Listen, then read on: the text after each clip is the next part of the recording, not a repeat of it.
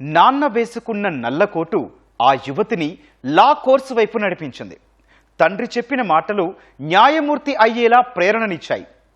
సమాజానికి మంచి చెయ్యాలనే భావన, బాధితుల పక్షాన నిలవాలనే ఆలోచన కలగలిసి అనుకున్న లక్ష్యం చేరుకునేలా చేశాయి. మొదటి ప్రయత్నంలో విఫలమైన రెండోసారి జూనియర్ సివిల్ జడ్జిగా ఎంపికై తండ్రి కల నెరవేర్చిన తనయ్యగా పేరు తెచ్చుకుంది. పల్నాడు జిల్లాకు చెందిన యమున సక్సెస్ స్టోరీ ఇది.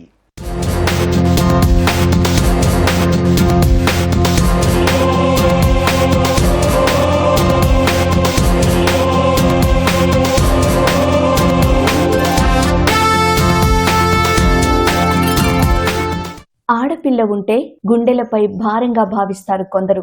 అందుకు భిన్నం ఆ తల్లిదండ్రులు. ఇద్దరు కుమార్తెలను చదువుల తల్లులుగా మార్చారు. ఇప్పటికే న్యాయవాద వృత్తిలో ఉన్న తండ్రి తన పిల్లల్ని కూడా నల్లకోటులో చూడాలని తప్పించేవారు. చిన్నప్పటి నుంచి అదే ధ్యాసగా పెంచారు. తండ్రి బాటలోనే పిల్లలిద్దరూ నడిచారు. లాయర్ వృత్తే శ్వాసగా చదివారు. ఫలితంగా ఇటీవల పెద్ద కుమార్తె జడ్జి పరీక్షల్లో అర్హత సాధించి కన్నవారి కలల్ని నిజం చేసింది.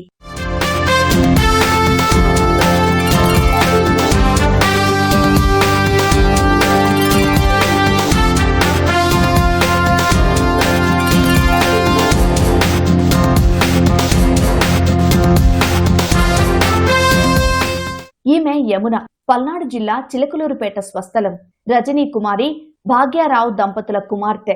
ఇంటర్ వరకు చిలకలూరుపేటలో చదివింది. తరువాతి 5 ఏళ్ల లా కోర్సులో చేరింది. కేఎల్ యూనివర్సిటీలో లా పూర్తి చేసిన యమున తండ్రితో పాటు నల్లకోటు వేసుకుని కోర్టుకు వెళ్లేది.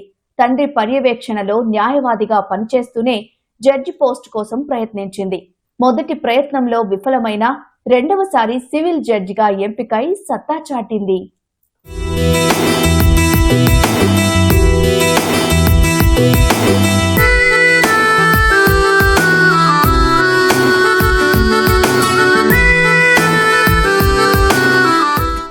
జడ్జి కావడమే ప్రధాన లక్ష్యంగా మొదట న్యాయవాద వృత్తి వైపు అడుగులు వేసింది యమున. తండ్రిని ఆదర్శంగా తీసుకుని చిలకలూరుపేట కోర్టులో పనిచేసే క్రమంలో ఆయన తక్కువ ఫీజుతో కొన్నిసార్లు ఉచితంగానే కేసులు వాదించడాన్ని గమనించింది. కేసు గెలిచిన అనంతరం బాధితుల కళ్లలో ఆనందం చూసింది. తను కూడా తండ్రిలాగే సమాజం కోసం కృషి చేయాలని నిర్ణయించుకుంది. ఆ సంకల్పమే నేడు ఆమెని న్యాయవాదిగా ఎంపికయ్యేలా చేసింది. మా నాన్నగారు న్యాయవాది సార్. లాస్ట్ 21 years గా న్యాయవాద వృత్తిలోనే ఉన్నారు. మా ఫాదర్ని ఇన్స్పైర్ అయ్యి నేను లా జాయిన్ అవ్వడం జరిగింది సార్. తర్వాత చదువుతున్న కొద్దీ జడ్జి అవ్వాలి అనే ఆశ నాకు కలిగింది. మా నాన్నమ్మ గారు కూడా నువ్వు జడ్జి అవ్వాలమ్మా అనడం వల్ల ఇంకా అట్లా I started preparing for judiciary since my college days sir. మా పేరెంట్స్ అయితే చాలా సపోర్టివ్ గా ఉంటారు సార్. నన్ను ఎప్పుడు చదువుకొని మా నాన్న అయితే ఎప్పుడు చెప్పలేదు. నన్ను వదిలేసేవాళ్ళు. నేను నా టైమింగ్స్ ఫాలో అవుతూ ప్రిపరేషన్ చేసేదాన్ని with good guidance sir. Thankfully నాకు గుడ్ గైడెన్స్ కూడా మా నాన్న ఇప్పించగలిగారు. లక్ష్మీ లావణ్య మేడం అని she helped me lot during my preparation sir. First time prelims clear చేశాను sir. Mains I couldn't clear. So నా మిస్టేక్స్ రెక్టిఫై చేసుకొని I change my preparation strategy and with proper guidance and my father support I have clear this attempt sir. 80% చదివేదాన్ని I prepared 150% sir. Like I increased my efforts, increased my subject knowledge. ఈసారి ఎట్లన్నా I shouldn't be out of the race అని I have prepared very well. తోటి విద్యార్థులు engineering, medicine వైపు వెళ్లినా యమున మాత్రం న్యాయవాద వృత్తి వైపు ఆసక్తి చూపింది. ఈ క్రమంలో ఎంతమంది విమర్శలు చేసినా పట్టించుకోలేదు. ధైర్యంతో ముందడుగు వేస్తే అనుకున్న లక్ష్యం సాధించవచ్చని నిరూపించింది. న్యాయవాదిగా కేసులు వాదిస్తూనే న్యాయమూర్తి కావాలనే లక్ష్యం కోసం శ్రమించింది. ఇందుకోసం హైదరాబాద్ లోని ఓ సంస్థలో శిక్షణ తీసుకుని రెండో ప్రయత్నంలో విజయం సొంతం చేసుకుంది. మా నాన్న ఫ్రీ లీగల్ సర్వీసెస్ చాలా చేస్తూ ఉంటారు sir. I have seen the people's reaction. Advocacy అనేది కమర్షియల్ అవుతుంది. మా నాన్న లాంటి advocates they charge less, they do free legal services. అట్లా జనాలకి లీగల్ ఎయిడ్ అనేది ఇద్దామన్న ఉద్దేశంతోనే I have studied law sir. తర్వాత I knew about the role of the judge and what they do to the society and how they help the justice system అనేసి. So I was drawn to the judiciary, sir. It was my dream actually. It was our family's dream. So I was very happy, sir. Civil anedi it was between the parties. Criminal case anedi it was between the police and the accused, sir. So we'll have ala justice ఎక్కువ help చేయొచ్చు.